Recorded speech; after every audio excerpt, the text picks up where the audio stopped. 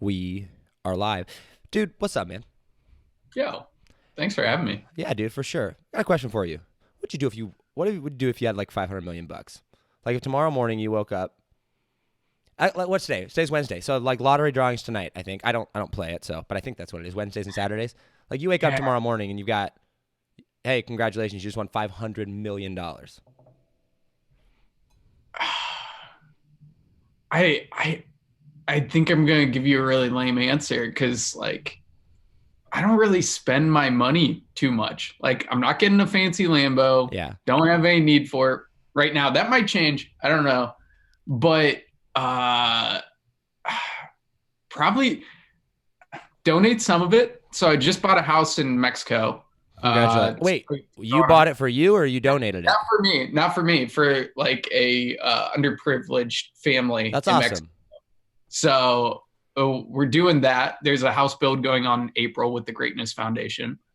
I just paid off some family debts, like debts for my family. Yeah, yeah. So probably stuff like that type of stuff. What else? Dude, you Uh, got $500 million. there's a lot more that I could do with it. Yeah, Travel a lot. yeah. Uh, yeah. I feel like your life wouldn't change that much. Dude, I'm so happy in San Diego just being here. Like the money doesn't really matter to me. Would you want it to come through your Stripe account? Yes, yeah, Yeah, yeah. yeah. So I can post it online. Would you be willing to give up 2.9% of your $500 million if it came through Stripe? Yeah, $500 million. So Yeah. you'd give up. Okay, hold on. I got to do the math on this. Let's see. Ready? Hey Siri, what's 3% of 500 million? It's 15 million. You give up 15 million bucks? Yeah, I got 500. Well, then I have 80. $485 million. Yeah, That's yeah, crazy. That's crazy, man. yeah. Yeah. Huh. So you're in San Diego, dude. What's Lo- give us a background for those people that don't know you. We've been friends for a while. We got some good stuff to get into here. It's gonna be good. We almost started a business together. That was insane. Uh, Almost. dude, I forgot about that for the longest time, and then I was like thinking about what we were gonna talk about on this show, and I was like, dude, holy cow, we definitely almost started a business together. I flew out there, we went to a mastermind together. It was insane. But Yep. that was what 20 That was the end of 2018. 2018, end of Yeah, 2018. Yeah, yeah. yeah, that was insane. What a lot has changed since then. Yeah, I mean, you started this I podcast. started this show. Yeah, it's pretty cool. My business took off a little bit more in A 2019. little bit. That's really where we just upward trajectory. Yeah, like 1.3, 1.2 million, 1.1. Yeah, 1.1 million in 12 months, 13 months. yeah. And you have the privilege of being like, and I didn't pay for ads, suckers. Exactly. Just all through my Facebook group and live events. I That's just dude, live events are insane to me. Like uh, how many people were at your live event that you did? How many have you done? Just one or two? so we've done a handful of masterminds. We did three last year. We had between 10 and 15 people. We wanted to keep it intimate. And then at Tribe Buyers Live in 2019, we had 200 people. We sold it out. Dang. How do you get 200 people in the room, dude? Without ads? Me and my sales guy just freaking hustling in Messenger. Like that was a Really? lot. That was a lot of it. And one of my favorite things to do, just we had consistent posts about the event, and then I knew people were seeing the posts, and Right. like a lot of them were just on the fence.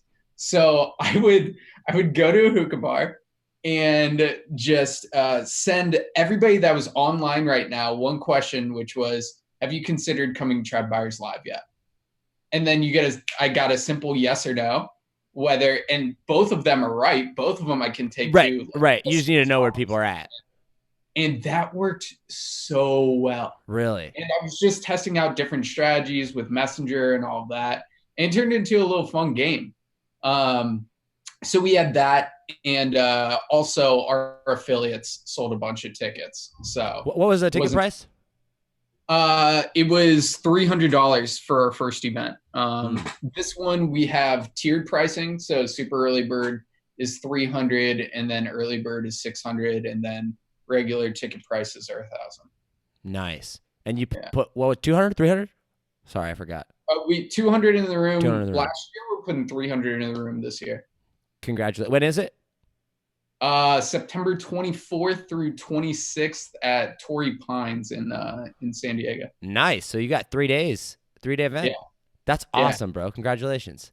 Yeah, it's a lot of fun. Thanks. Yeah, I bet. I've never done a live event. I was at JR's, which was a little bit different, obviously. I don't know, there's probably 50 people, 60 people in the room when he did his. And obviously, like, I go to live events. But I've always heard it's so hard to put butts in seats, dude. If with us, like, having that really awesome Facebook group and having buyers already, Yeah, it makes it a hell of a lot easier. Let's talk about this concept. You run a company. For those of you, I want to kind of get in your backstory a little bit. For those people that don't know you, you run a company called Tribe of Buyers, right? Yeah. Which, brilliant, right? The idea of creating this buyer.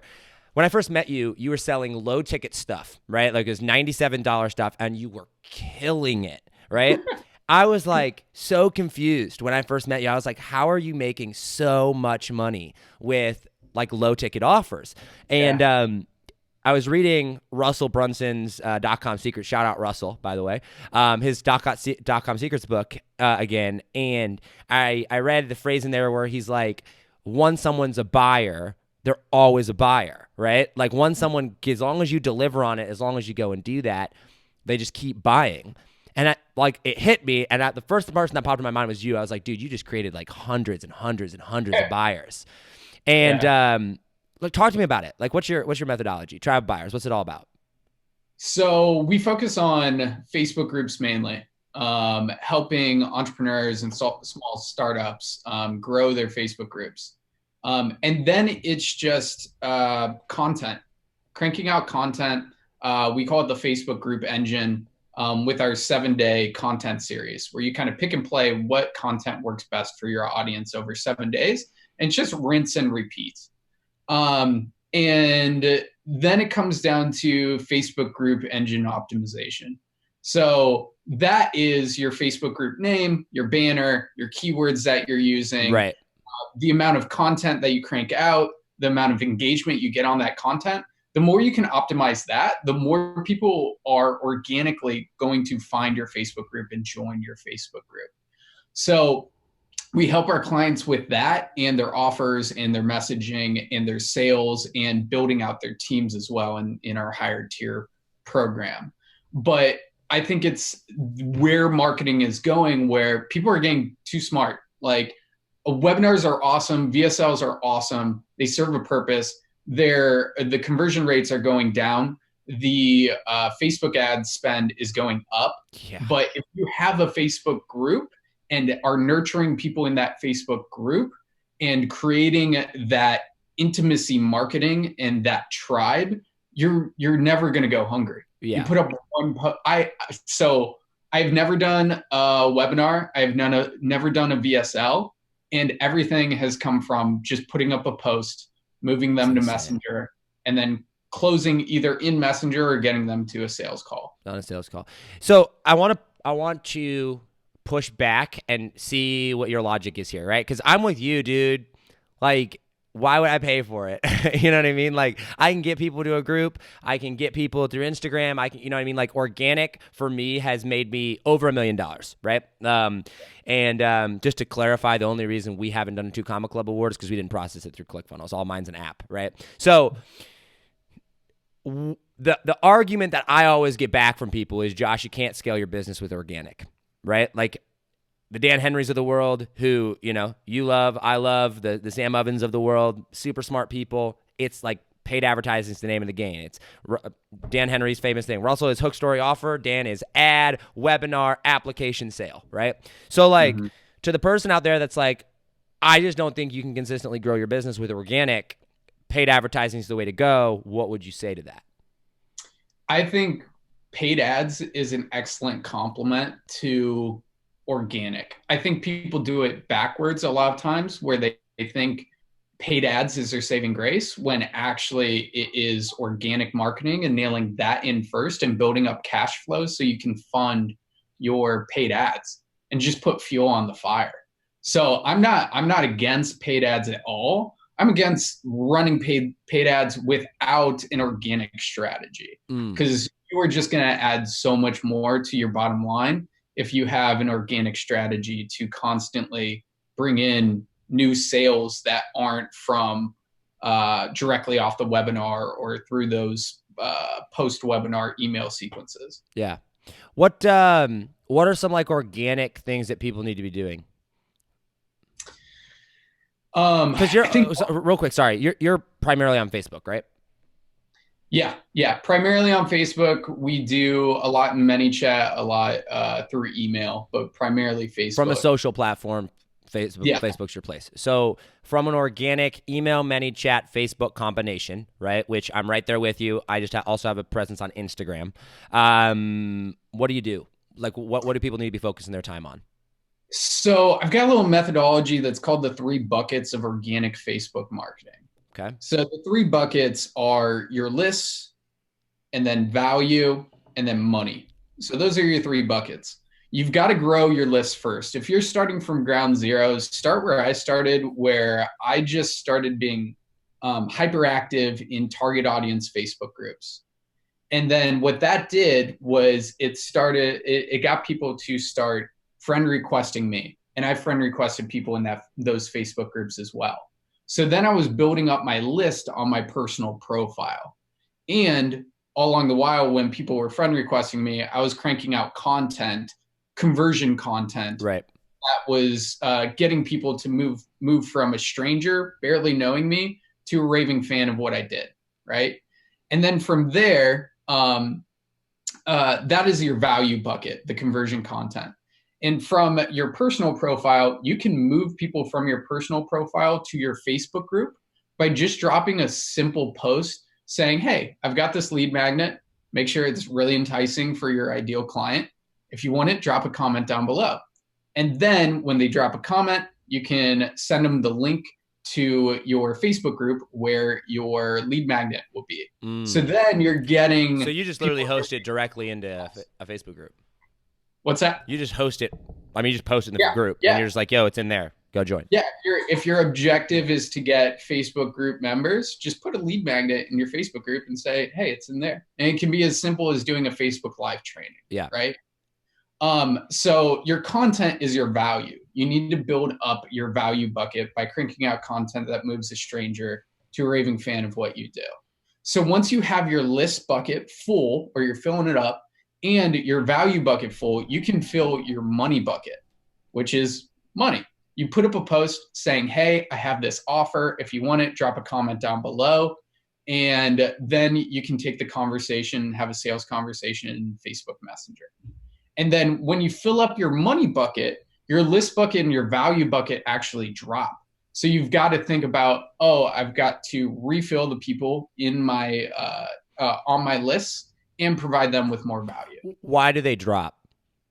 So when people buy, they move to your buying communities, right? So the people on your list, there are less potential new buyers on your list. So you need to add new potential buyers to your list and provide them with more value. Got it. Content. That's something everybody struggles with.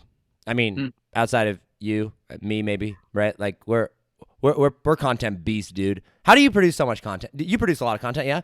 Yeah. How do you produce so much content? Content comes in time. I remember when I was first starting out, like I had this block too. Yeah. I don't know what to write. It's because I just wasn't at the point where like I knew about the industry. I didn't know about my ideal client enough. Right. And one simple hack to that is putting up a post asking, hey, what's your number one problem? What's your number one fear? What's your number one goal? Those sorts of things around X. Dude, I remember, sorry to cut you off here. I have seen so many of those stupid posts from you, dude. And what was insane to me is how many people replied. Like the way you would word it. Like sometimes I would be sitting there and I would, spend like 45 minutes on a post. And then I'd like post it, I'd go over to your page and it's like, what's your number one fear when it comes to blank? 75 comments later. I'm like, what the heck, man? Do people overthink it? Oh, totally. Yeah. Usually, well, most always, just keeping things simple is the way to go. So when I'm dropping a lead magnet, some people will tell these like long stories and then like have a call to action at the end. Like people are on people have like the attention span of a goldfish on Facebook. Yeah. So it's better to make it pop. Like you can write like one or two sentences and like make it those colored like background banners, and make it pop. Write one or two sentences and tell people what they want to hear and say, hey, do you want this? And then get them the link. Like just keep it simple, because unless your copywriting skills are really, really good, like not everybody's going to read that. Yeah. And so, and I'm glad you brought up that last point there, because you know me, I love long posts, dude. Yeah. Especially when it comes, but right, it comes down to knowing how to copyright. And it's like, so what, it's interesting that you bring this up, right? Like I'm really good at writing Russell's hook story offer formula, right? Great leads. Amazing copywriting book. All right. What's the name of it? Great Leads what? Great Leads by Michael Masterson. Michael Masterson. Yeah. Okay. All right. Guys, check that book out. Apparently it's good. But like, so it's funny though, because I'm good at it. But right now I'm in the process of scaling Think Different Theory. And guess what? I can't find a copywriter that's good at it that isn't like 50 grand. You know what I mean? And so I'm having to learn how to change my marketing style to remove myself from the process. Because, dude, and I actually want to get into this with you because I want to talk about your story here, because you went to buy a team. But that's been difficult for me because I'm like, I know what I'm doing and I'm amazing at it. But anytime I try to plug somebody else into what I'm doing, because like I've done it in certain areas now, thankfully, over the past few months or whatever, we've been building a team and creating systems and all that jazz, which has been amazing. But like there are still certain pieces, and copywriting is one of those. That's kind of like our next focus piece, is like how do I find someone that can talk in my voice but understand that they're not me? Like how do I create a system that allows them to be in it? Talk to me about your journey, your transformation with building a team, because you went, like, for context about this, dude, we almost started a business together. And I remember at that time, it was like probably like a month before that, during that time, and like a month or two after, you were going through some crazy mental stuff. And I was beginning my journey of it. Like, you know what I mean? Like I had gone through my own phase of that, and I ended up going through, especially with my brother dying or whatnot, like my own mental crap. But like you were going through it, and I remember like we would get together and you'd be like, I have to go meditate, right? Like I have to get out. Like I just have to stop right now. And I'm like, okay, sounds good.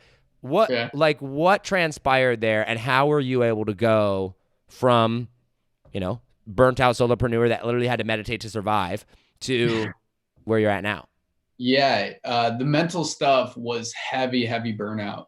I think it was adrenal fatigue. I hired a health coach for $15,000, just threw money at her and was like, fix me. And for about 3 months there, super depressed, couldn't work. Didn't know what was going on. Went to so many doctors to figure out like what was wrong with me, because I didn't have any energy, like no focus. It was just all blah. And they said, I don't know what's wrong with you. So I quit drinking caffeine for 6 months. Oh, that's right. You did do that during that time frame. Because I was a heavy caffeine drinker. I was drinking pre-workout and Starbucks and like 5 to 8 cups of coffee a day. It was really bad. And just hit heavy burnout. And it was the best thing that ever happened to me. Because so there's this, if you've ever read The Alchemist, really, really good book. But one quote from it is, don't ignore the omens. Like I was ignoring the omens for too long, where I was just going further down the path of burnout. And I was like, no, I'm fine. Like my Stripe account looks good. Like I'm making money. I was that new entrepreneur and finally coming into money. And I was like, no, ignore it, push it down, you're fine. And I kept drinking caffeine and kept going balls to the wall every single day, waking up, just going straight to the computer and working. It's And addicting, dude. it's so addicting. I remember when we first met, I don't know, couple weeks after we met or whatever, you sent me a picture of your Stripe account and you were like, does checking this ever get old?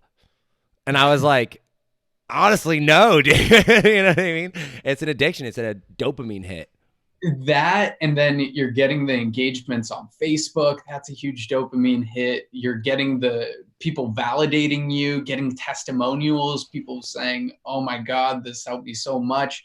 And like, that is just like, you just want to keep doing that. And like, I didn't want to take a break from that. Right. And it led me down the path of just like, one day I woke up and I was like, I literally can't do anything. Like my brain was just so scrambled.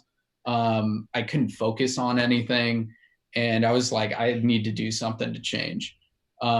So I decided to quit drinking caffeine and just take a step back from work. Did you drink alcohol at this point or no? Very minimally. Okay. Very minimally. But that was a big change in my life too, taking alcohol out. So I quit drinking caffeine. I was trying to get things back up and running after a month and a half or so with you, thinking about partnering up, all that stuff. And then we didn't end up partnering up, because we were both kind of going through that stuff. Yeah. And then I went to a Buddhist monastery. Yeah. Yeah. I went to Deer Park Monastery in Escondido with J.R. Rivas. He was like, dude, come out with me, buddy. This will fix you up. And that really did. Like, okay, let's dive into this. This is fascinating. Yeah. Talk to me about it. Like, what went down? So through that whole year and a half, I had no space to think and calm my nervous system down. And going to the monastery, I finally had that week of just like, I could just let everything go. There were no screens. I was meditating 4 or 5 times a day with the Buddhist monks and eating really healthy food, napping when I wanted to. And I just let everything go for a week. And one of the best decisions I made was I read 2 books before I went to the Buddhist monastery. I read The Great Work of Your Life by Stephen Cope, and I read The Values Factor by Dr. DeMartini. And The Great Work of Your Life by Stephen Cope taught me about Dharma and what my true path is and what I'm put on this earth to do. And then The Values Factor helped me identify what my top 5 values were. And I kind of got there when I was reading those books, kind of got closer to it. But when I let everything go and let all the distractions out of my life and could just focus on my thoughts on those 2 things, I got closer to them. I thought back to when I was happiest in life, when I was 18, had an awesome girlfriend, awesome group of friends. I was playing a bunch of pickup sports, and I realized those are my values. Like I wasn't doing those things in my life, and that's why I was so miserable and why I was burning out. I wasn't filling my cup up. So I identified like I need an awesome group of friends. I need to be playing pickup sports every single week, and I need a partner. I need somebody that I just love being with. So at the Buddhist monastery, I wrote down everything that I wanted in a girl, everything that I needed to be her partner. And then she ended up showing up 2 months later when I moved out to San Diego. And I didn't notice, I didn't realize right when I met her that was everything that I written down. But like 2 months after dating her, I'm like, oh my God, you're everything that I wrote down. Like that's crazy. That's awesome. So I started in 2019, beginning of 2019, found an amazing group of friends in San Diego. Found my girlfriend that I'm absolutely in love with. I love it. And started playing pickup sports. What do you play? play basketball. Dude. Nice. Love basketball. Really? That's awesome. Yeah. So, so that's allowed me to fill my cup up to really, just serve people, serve all of Yeah. our clients, serve my team. And like, I wouldn't have been able to do that if I was just going heavy on caffeine like I did Yeah. in 2018. Yeah. You coached with Scott Olford, yeah? Yeah. Yeah. For a So bit? that was 2018. Yeah. That was 2018. Yeah, that was it was an interesting when we were out there and like I went to him. We were talking before the show here. You said you're out in San Diego now, and it's a very spiritual place. You said, you know, by the water and everything like that. I got that vibe. So like I know Scott. I don't like know Scott. Like we know who each other are, and obviously we've met and you know talked, hang out or whatever. But like, one of the things that was interesting is actually we had a conversation with Zion.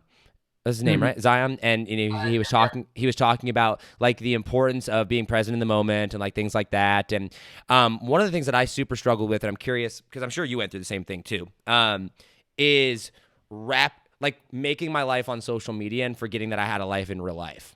And it was like this, like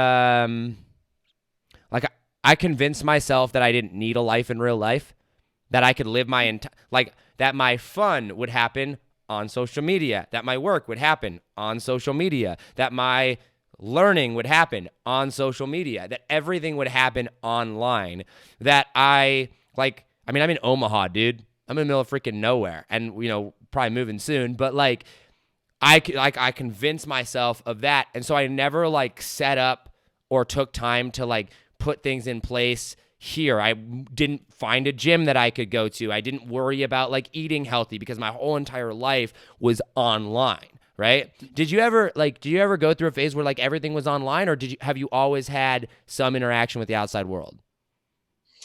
In 2018, I was traveling a lot. So like there wasn't too much of that, like, oh, I'm only online. But one thing that I've realized is the more that I feel, the happier I am. And the more I get away from associating myself as my online personality or like attaching my identity to my business, getting away from that and really honing in on like, how am I feeling right now? How am I thinking, feeling, and behaving right now? Like, the more I focus in on what my intuition tells me, and less of like overthinking stuff, just the happier I am. Yeah. Okay, so for the person out there, because you obviously went through some mindset stuff, right? Like a lot of it. Yeah. And I went through a lot of mindset stuff too. I have a mindset coach now. That's like literally once a week. We sit down for an hour. I have Voxer access to her throughout the week. And like all we do is work on the mind. That's it, every week.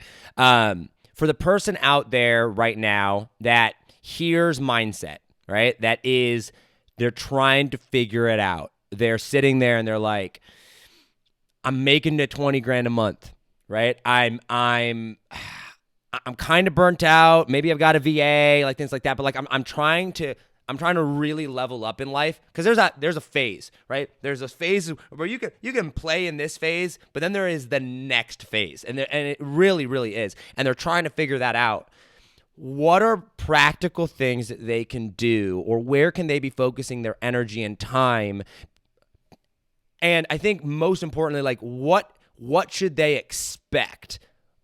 Because like I feel like a lot of people give advice of like, oh, meditate more, or oh, focus on blank. But like if they don't know, like I had no idea what to expect, dude. And like now that I'm where I'm at now mentally, I'm like, oh, this isn't that hard, right? Like, because I know how to deal with these things, right? And I had somebody walk me through this process of like how to operate and how to deal and what to expect about things. So for the person that, all right, they don't got 50 grand, to go invest in a coach, or $15,000 to throw at somebody's health or whatever, but they're serious about this. Where should they be focusing, and what can they what should they expect out of that? So I want to start with a framework here. Okay.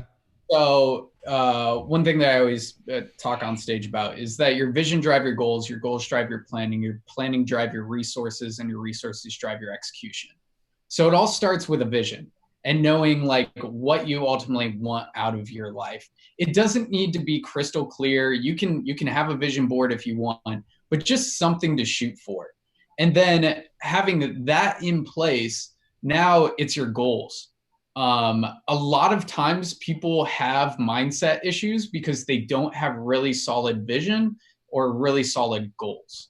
And not a lot of goals. Keep it to 3 to 5 for a year, but make them really, really specific.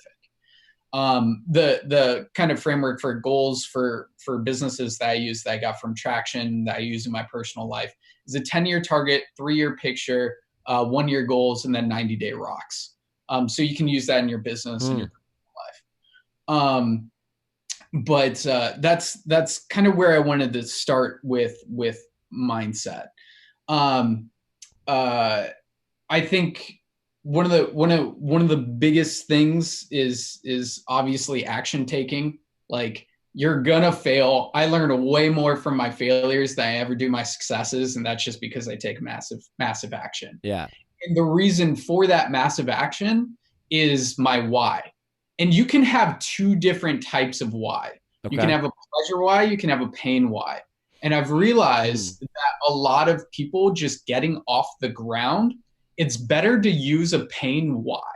So, for example, I love my dad so much, but I don't want to be at his, where he's at his age, like financially and with his health and all of that. That's my big pain why. That's what really drives me to get out of bed. And like, that is what I used for such a long time. And like, it's like a rocket ship. You've got to use that, like a lot of that motivation and pain to get off the ground. And then your pleasure why is more like what you want to deliver to the world. And just like a rocket ship, when you get to that point where you're finally off the ground and your business is kind of operating, you can create the space to have that grander vision that you can build the team around and kind of just coast off. So you have those 2 different types of why that will drive your action taking. But a lot of times it's the pain why that will drive you at the beginning, but that won't get you to. It'll hold you back. Yeah, it'll hold you back, and you will build things that like you don't necessarily want to build for yourself in your life. But you can use it, and I recommend using that pain why to get off the ground. But it's got to switch at one point in your entrepreneur career where you're really focused on the vision and what you're bringing to this world. But people starting out, I highly recommend using that pain as your driver while you're getting up. Like, using it, it's there for a purpose. And right. A lot of the successful people that I know have moved from their pain why to their pleasure why. How'd you find your pleasure why? Like, if the person's sitting there like, I don't know what I want to do with my life, dude. Like, what do they do? For me, it was space. Reading a lot of books, just like filling myself up with knowledge, hiring mentors, hiring coaches, and just filling myself up with a lot of knowledge. And then when I went to Deer Park, I thought about, like, why am I doing what I'm doing? And using the 5 whys exercise. Why is that? Why is that? Why is that? Right? And I realized it's not about helping people grow Facebook groups and making an F ton of money. It's clearly an F ton of money doesn't matter to you, because what would you do with $500 million? Nothing. Exactly. But I realized it's more about connection. It's about human connection, because I remember when I was first an entrepreneur and I was working in my parents' basement trying to start an advertising agency. And I gave up everything else. I gave up drinking at that time. I moved from Chicago to Cleveland, and I was sitting in my basement. I'm like, where the fuck are my friends? Like, where I have no connection in my life right now. Right. And it wasn't until I started interacting in Facebook groups, and like Dan Henry's Facebook group, where I met Jeff Miller, Mackenzie Lieberman, Jordan Parker, who are my really, really good friends now. And that's where I found that connection, was through people that were on the same mission that I was. That's why I'm so passionate about growing Facebook groups. And then we took that one step further, which is in-person events. So we want to help people connect online and then at in-person events, so we can make this world a better place. with human connection and people finding their tribes and like finding their purpose. I like that. That's super cool. Yeah, shout out Jeff. That guy's a smart dude. And he looks like he's like, how old is he? Like 30 something? And he looks like I thought he was like 25. He's 34. He's a funny dude. He was my first client. And he's just, his brain works just differently. It's so interesting to watch him. And like, we were good. So I remember when I first met him in person, I flew down to Florida, met up with him, and I was like, dude, you need a course. Like your agency is so good. This was courses were popping off. Right. When they were, yeah. A half ago. And he's like, I don't know if I can do it. Like had all those fears and all that stuff. I'm like, well, let's just map it out. I literally didn't say anything, and he mapped out 7 modules, everything that he was going to teach in each module. And like in 15 minutes, he was done with the outline of his course. And I'm like, but because that's him. He's so smart. Like, yeah, he's so systematic. He is the most like non-BS person, but like at the same time has like a dry sense of humor, right? Like just so funny. And I remember that's funny. I remember we were at on the cruise, Ross's Modern Profits cruise, and who was speaking? I forget who it was that was up there. Maybe it was Robert Raff. I don't know. Someone was up there, and Jeff is like, "Yeah, I have a question," and I'm like, "Oh, this is gonna be so good." And he's like, "If I wanted to pay you to do this for me, how much would this cost?" And the guy's like, "Well, like this, that, and the other." And he's like, "No, like I want to pay you money. How much is it?" And he's like, "Well, it depends upon blah, blah, blah." And he's like, "Okay, I don't think you understand." And he like pulls out his wallet and he's like, "Here is my wallet. I will give you money right now." And he's just like very, very matter of fact and to the point. I should get him on the podcast. That is such a Jeff thing. If for everybody out there that doesn't know Jeff, he runs a Facebook group called Facebook Ads Agency Scaling Secrets. Yeah, Ads Scaling Secrets. Yeah. Yeah. He's got a big butt in his banner. And I was like, Jeff, that's probably not the best idea. I was totally wrong because it popped off. He runs with it. Yeah. And he's gone from 0 to 40,000 people in his Facebook group. It's insane. Like, quick. And I remember he lives in Miami. And like right outside of of South Beach, isn't it? Or did he move? I think he moved to somewhere. But he's like he's like right down there. And the first time I ever met him, what did he say? He said, "I don't know why you all are focused on $1,500 clients or $2,500 clients." And I was like, "Well, okay, like what do you recommend?" He's like, "Dude, I've got 5 clients that pay me $5,000 every single month. And I do less for those $5,000 clients than any of y'all are doing for those $1,500 clients. And I make way more money. So I've got it figured out." And I'm like, that actually makes a lot of sense, right? Like he's just so straightforward. I love Jeff. I'm going to get him on the podcast. Okay. So friends, like you meet these friends. Let's talk about relationships real quick. I'm actually curious about this, right? So there's like a lot of people online, like 3 billion of them. And so you get to like see, like you've got connected with some really cool people, some really high level entrepreneurs, right? How do you decide who you're going to hang out with or pursue or like become friends with, or do you even worry about it? Or like I feel like, because there's circles, right? There really is. There's the Russell Brunson world, right? The ClickFunnels thing world, and then there's like the Brendon Burchard world, and there's the Gary Vee world, and there's the Scott Olford world, and there's the Grant Cardone world, the Ty Lopez world. Like, and I feel like you just kind of, I'm sure you have your world, but like, how do you decide who you're gonna follow, or not even follow? Hang out with, go to events, become friends with, because there's some intentionality behind that, yeah? Yeah.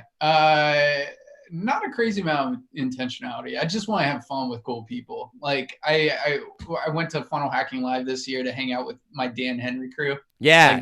Like I bought his Facebook ads for entrepreneurs course. Way back in the day. Yeah. Yeah. And just got really connected with those people, and like we had a blast. But it's kind of crazy. I went from like that crew to moving out to the West Coast and kind of like now kind of starting my own crew and like just like hanging out with like Brad Newman and Kyle Lasota and like, dude, just in this area, the San Diego area, like these are my people. I love it here. Yeah.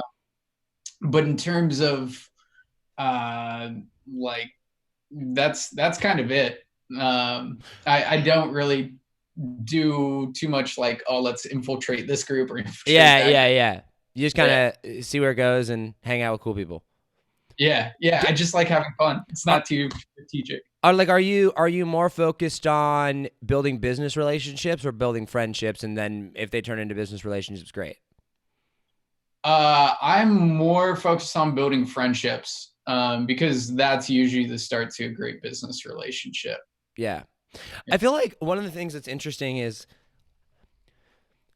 like some people are like, I've got my friends group and then I've got my business people. And I felt like this was me for a long time, right? So like little backstory like of me, like I didn't grow up with a whole lot of friends. Partly because we just moved around so much. And then the other part of that was like I lived in the country in the middle of nowhere. I was homeschooled. I didn't go to didn't go to public school. I had 7 brothers and sisters, and my nearest neighbor was a half mile away. Right, so like I just didn't know a whole ton of people.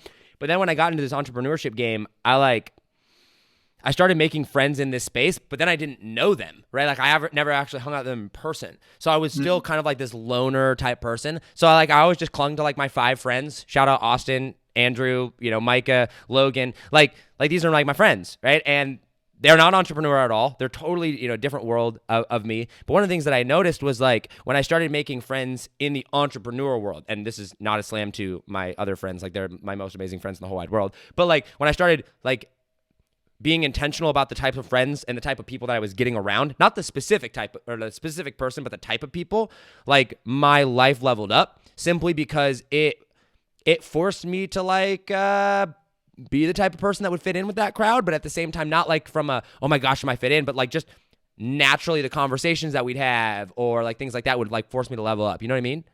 Totally. Yeah, that's why I think masterminds are the best thing in the whole world. Like, What it's makes a good mastermind though?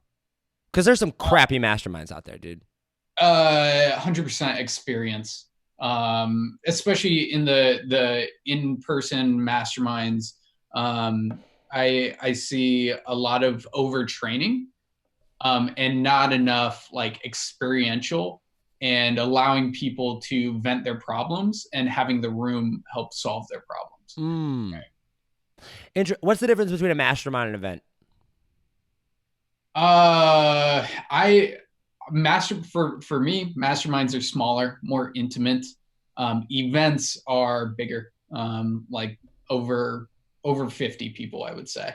But masterminds really want to keep the numbers under, I would say 15, 20, Yeah. like in-person masterminds. Yeah. Yeah. Yeah. And when you do it out in San Diego, then you get warm weather out there.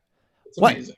Okay. What's it like living out in San Diego, dude? Like, I feel like you are the type of person that like lives every internet entrepreneur's actual dream, and you're like, yeah, this is cool, but at the same time, you don't flash it. You know what I mean? Like at the beginning, you're like, I'm not really a Lambo person, right? Yeah. And like I've seen your Instagram stories or whatever. Like you got sick views, right? But you're not the type of like, yeah, you have your occasional douchebag picture with your shirt off sitting on top of a Mustang, right? Or a Camaro. I get it. But like for the most part, you're really not that flashy of a person, right? Yeah. So like, what's it like out in San Diego? I've never been happier in my life. But like, why? What's so cool about San Diego, dude? The weather is amazing. The people are amazing. Just super spiritual. I feel like a lot of we're missing that a lot around the country right now. Like people aren't tapped into like their spiritual side. Yeah. And I think that is a part of the human experience. So that has been really awesome. I go to breath work every Friday at this lady named Karen Winter's house, where she has like 8 to 10 people come in, and we just do breath work for an hour, and that really helps you release a lot, and helps a whole hour of just breathing. Sorry. Yeah. So it's an hour of breathing and 30 minutes of meditation. Wow. And that is the best healing modality that I have ever experienced is breath work. And if people want to check that out, go check out Wim Hof breathing. That's probably the best place to start. But when you do it in a room with a bunch of people, you feel so connected. And I can't explain the experience well enough. It's really something that you need to do for It's an yourself. experience, not just Yeah, a, yeah. yeah, it's incredible. Do you do yoga at all? I used to. It was the first time I was able to touch my toes when I got free yoga when I was running Facebook ads for a local yoga studio. But no, I don't do yoga. You don't do yoga? Just not your thing? I haven't yeah, I haven't gone to a studio in probably a year, but Yeah. I went to my first yoga lesson nice. last week, and I learned real quick that I'm super not flexible and have no form. But it was good. I'll be honest with you. It was a surrender class. It was all about just like observation. And like I do meditation here at home. Like there's a room right, like it used to be my office. Now this is my office, but that's like our yoga room. We got yoga mats in there and a heater and like little salt lamps and like stuff like that. So I'll like go in there. But I actually went to the yoga thing and I was like, I get why people get into this. You know what I mean? Yeah. There's a lot of misconception around yoga, I feel like. It's an amazing release. Yeah. I think not enough people out there have that thing in their life that allows them to release and really tap into their body. I think what was it? Charlie Chaplin said we think too much and feel too little. Like if we can just tap into our body a little bit more and do more body work, like the world would be so much more of an amazing place. When it comes to, so you say like you're the happiest you are in your life right now, right? Or that you've ever been. Do you think you can become happier, or is it a journey of appreciating what you have now and always like being, constantly being present, and like it's more of a maintain this, or like what is it? Because like you're 26? 27. 27. Yeah. So you're 27, you're rich, you know what I mean? Like you live in San Diego. This is the happiest you've ever been. So like now what? I feel, I mean, for me, one of my top values is growth. Like I always want to keep growing. I feel like I've raised my homeostasis level for happiness, right? It's always going to ebb and flow like every single day, right? I've got a tattoo down my spine. The first tattoo I got, it says, "This too shall pass." Like good, bad, ugly, it's going to pass. And like, I know that things are going to ebb and flow. I'm not always going to be super high happy. I'm never going to be super low depressed. But I think it's just a constant growth thing where I want to keep growing, and raise my homeostasis level of happiness and fulfillment and all of that. But the big thing that drives me is just like growing, like learning more, doing more, like helping more, like all that stuff. That's what keeps me going. So like, what's the next step for you then with what you guys are doing? Like you've got Tribe of Buyers, which is awesome. You got the live. You have a high ticket program, right? Like, do you have like a $30,000 or $50,000 program or something like that? Yeah, we have a multiple 5-figure investment program. Yeah, so we have 3 programs. We have a course, we have a 90-day program, and then we have a year-long mentorship and mastermind. So, like, where do you grow this from here? Is it just more of that, or like, what does that look like? We're really happy with our offers right now. My big thing is really honing in on my skills of motivating a team, nailing in our vision, and those are the 2 major things that I'm focused on right now. How big is your team? We have 12 people on the team. Awesome. A lot of those are contractors. We have 4 full-time people. But I am focused on learning the CEO skills. I feel like even though it's only been 2.5 years and I'm so happy with my growth, I think I learned a lot of the lower level skills that don't contribute to me being a CEO. Yeah. Like if I'm a CEO, I don't really need to know the intricacies of Facebook ads or whatever else, like a ManyChat or anything like that. I need to be able to motivate my team, articulate my vision Yeah. and really just be the servant leader that my team needs to really get us to the next level.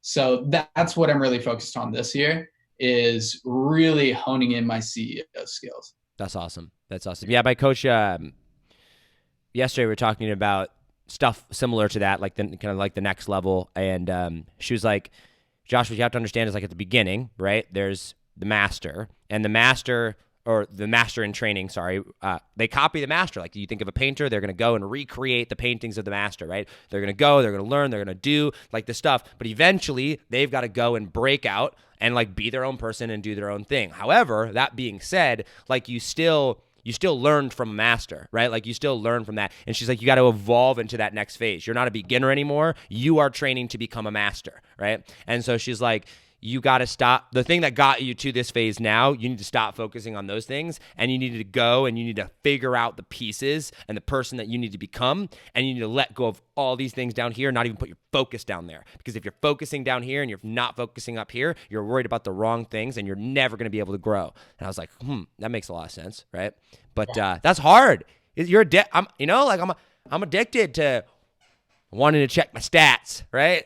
Know how things are doing, go in and know how everything works. I'm a control freak, and that's been hard to let go of, you know? Yeah. We just hired an ops manager, a new ops manager about a month ago. Like that, it's amazing. Where do you find your people at? A lot of times it's just referrals. Really? I found the best talent comes through other people referring the talent to me. Nice. Not about posting on job sites or anything like that. Just referrals. What? You mean you don't go to a job and be like a job site and I'm looking for a operations manager and not right now. Sift through 100 applications? That's funny. Are you political at all, dude? No. Do you follow politics at all? I don't want to go down this path. Okay, okay, that's fine. That's fine. Yeah. No, that's cool. Dude, this is awesome. I appreciate your time on here. Actually, let's do this. Where can people find out more about you? Best place is probably our Facebook group. 7-figure business scaling secrets. Just type that into the search bar. Add me on Facebook. Just Andrew Kroeze. 7-figure, like the number 7 or SEVEN? Yep, number 7. Number 7. All right, we'll link it down below, down there as well. Before I let you off here, give me a good story, dude. What's a crazy story that's happened to you? Let's see. What kind of story? I don't care, dude. Give me something entertaining. Give me a headline story. Give me something to direct me. Okay. Something that you lost a ton of money, or you met someone super cool, or you had a business event. Oh, or how much money you make from stage at your event? We did a little over $1 million in contracts. Okay, $1 million in contracts. Yeah. So walk me through what that's like, dude. Bro, I never done $1 million in contracts. Like, that's awesome. The crazy thing, it was my first large live event, 200 people there, and everybody was so nice to me. It was so weird. I couldn't do anything wrong, and everybody was just so sweet. Whatever I needed, it was just we need to protect Andrew's energy, all that. All your people? My people and the people that were there. Really? And just walking through the crowd and just I could see out of the corner of my eye, all of these eyeballs staring at me. And I'm like, what the? It's so weird, man. I wasn't expecting that experience. Yeah. I'm a normal freaking dude. And then right. All this stuff was happening. And all of the eyeballs were on me, and everybody was just "Oh, Andrew," and I'm like, "No, dude, I'm a regular dude." Yeah. So that was just crazy experience. There were everybody there had an amazing time. We had people that made over $10,000 from just one thing that we shared from stage. Wow, that's awesome. Post. We're really there.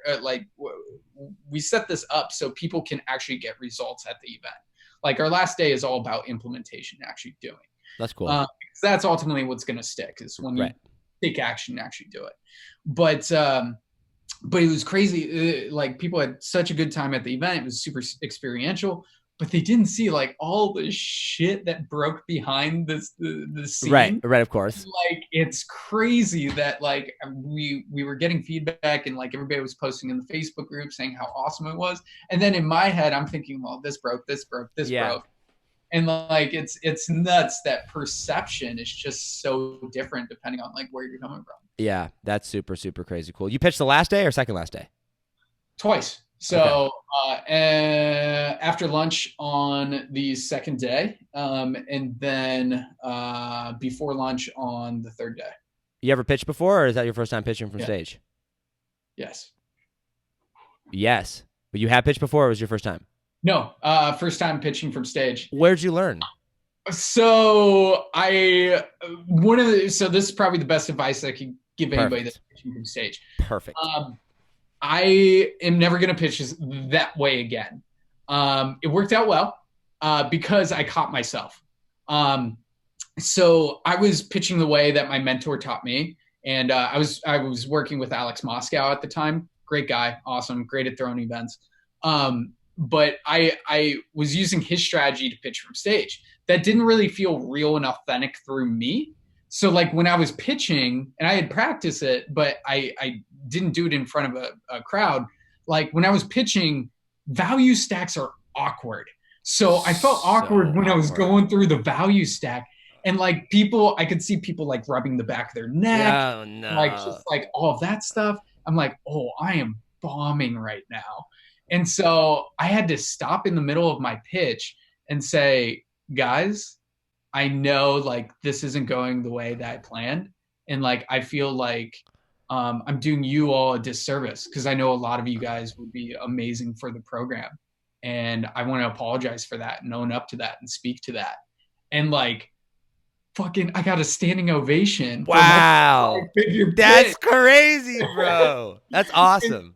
It was the most like surreal experience where like the lights are on me. I can hardly see everybody out in the crowd. And then I see them all stand up after I say that and like people just going crazy. And I think that really saved us because like I finally got to the point where I was real authentic and like it wasn't salesy. It was just that was how I was feeling. Yeah. And like, that's what I would recommend for anybody's pitch. Like find your style of pitching and make sure that it's real and authentic and coming through you. Yeah. And I think that's super important because like, I don't know who said it originally, but like, maybe I know Gary Vaynerchuk has said, a bunch of people said it, like every way works. You just got to find the one that works for you. Right. Exactly. Like most things do. So if you're not a Russell Brunson style stack pitch type person, great, then don't do that. Like there are other ways that actually happen to work out there. Yeah. Excuse me. It's not one way or the highway. So props to you, dude. That's awesome. Thanks, dude. Yeah. So, and at live events, like there's so much build up to it that people are hot. Like they're ready to buy. It's more about like not screwing it up. Right. Not making it awkward. Right. Than it is about this epic pitch because like you built up so much equity with them over 2 days. Like just kind of like trust that people are in the buying mode. Yeah, for sure. Cool, man. Well, dude, I appreciate your time. I want to be respectful of it. We're coming up here at the top of the hour. But thank you, man. I appreciate your time and you coming on today. Josh, thank you. This was awesome. Absolutely, man. Guys, this has been Mr. Andrew Kroeze. I pronounced your name right this time. Nailed it. Nailed it. Guys, I used to call him Kroeze. Andrew Kroeze or Andrew Kroeze. And it took me, he even told me like years. It was like over a year before I finally got it right. Andrew Kroeze. Dude, actually, can I mention one more thing? Yeah, for sure. Go for it, dude. Do you remember how I got in with you? Like how we started talking? I think this is really good for your audience. Okay, I feel like maybe we did like a mini chat something together. Like you did a bot template. I built out a messenger. Oh, that's right. I saw that you had 30,000 people in your Facebook group. Yeah, I wasn't it yet. Like I hadn't done anything. I was like, I need to get in with this dude. Yeah. So like, I remember reaching out to you saying, yo, I see that you don't have a messenger bot. I'd love to build one out for you. And you're like, yeah, let's do it. I couldn't believe it. I was like, what? Sure. All right. You want to give me something for free? Awesome. Yeah. Dude, I remember I was in my parents' basement. I was chugging Monsters and like we were just chatting that night. I was like, oh my God, I can't believe I'm chatting with Josh Forti. And like I completed the bot in one night. I sent it over. Like you were super stoked with it. Yeah, it was awesome. It got us tons of leads, dude. Yeah. And then we ended up doing a JV together. Yeah, we did. In your group for the messenger bot templates. Yeah. And I think we made 5 figures. Yeah, it was like 12 grand, I think, or something like that. Yeah. And like, I just wanted to share that story because I identified like one person I really wanted to get in with and like just provided you with value. And then like, look where we're at now. Like you did a JV with me and now I'm getting interviewed on your podcast. I'm so grateful. And now you're doing big things. Now you're doing big things. So not because of me, but because you're doing big things. So that's awesome, man. Thanks, well, I appreciate you sharing that. Guys, we've talked about the Dream 100 strategy like a bunch of times, and that's just a fancy name for it, right? I'm doing it to Russell. Andrew did it to me. I'm sure you're doing it to other people. It's not that difficult. Just be intentional. Provide a lot of value. It's the leverage bar. It's what I always tell people, I'm like, listen, it's this bar of leverage, right? Right now, whoever you're going after, that big person at the top, for me, it's Russell. Like they're up here and you're like here. The only thing that you need to do is you need to figure out a way to pull your leverage up here. Because as soon as you're here, guess what? It doesn't matter if it took you 30 steps to get there. Now you're level. And as soon as you start continuing that, now you have the leverage, right? So it's like one of those things where once you're in with that person, you're in with them, your friends, your homies, right? You know what I mean? But the way you don't do it is by going and being like, hey, you want to promote my thing? Right? Like that's like number one thing of like what not to do. So anyway, man, I appreciate you sharing that. All right, guys. Can you hear me? Sorry, it got out there. Okay, appreciate you sharing that. Guys, Andrew, thank you again for coming on, man. I appreciate it. Thanks for having me, brother. Absolutely, dude. Guys, this has been Andrew Kroeze on Think Different Theory, Season 2, Episode number 10. As always, hustle, hustle. God bless. Do not be afraid to think different because those of us that think different are going to be the ones that change the world. I love you all, and I will see you on the next episode. Friday, we have Marley Jacks, Funnel Hacking Live speaker there. Absolutely awesome. Cannot wait for her. She's a very, very good friend of mine, and she will blow your mind. YouTube, video, organic strategies, SEO with that. She's the absolute beast at it. Be there, 12 o'clock Eastern time on Wednesday. I love you. I love you all, and I'll see you then. Take it easy, fam. Peace.